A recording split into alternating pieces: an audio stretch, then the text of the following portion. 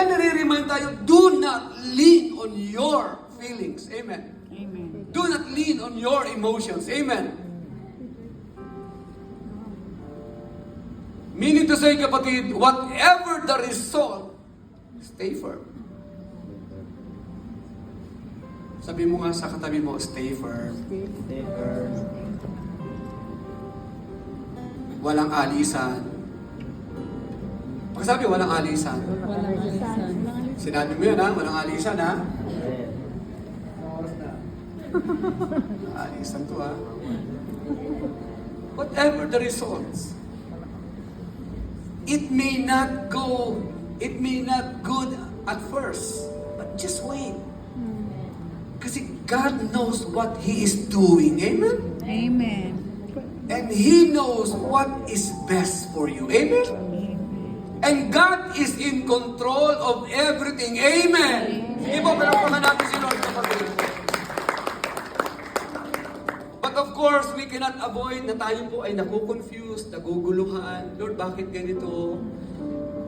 Kaya ito po ang maganda sa sinabi ni Lord sa Proverbs. In all your ways, ano man yan, whatever happens, kapatid, ano po, whatever the result, acknowledge Him. Meaning to say, kapatid, all we have to do, pag hindi natin maunawaan, it's not wrong to ask, why, Lord?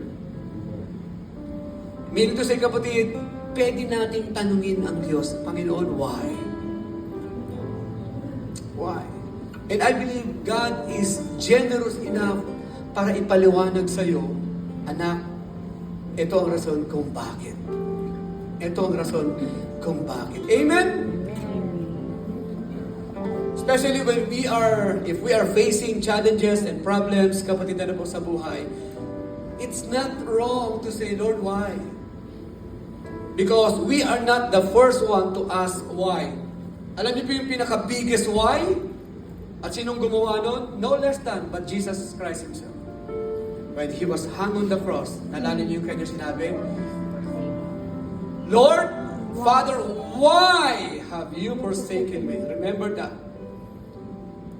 Kaya pag nandun po tayo that somehow hindi po umaayon ang mga bagay-bagay sa ating buhay, wala naman problema. Lord, why? Why, Lord? Why? Why? Why? At ipapaalala po ng Panginoon sa iyo. Amen po ba yun? Amen. Pwede ba tayong tumayo lahat mga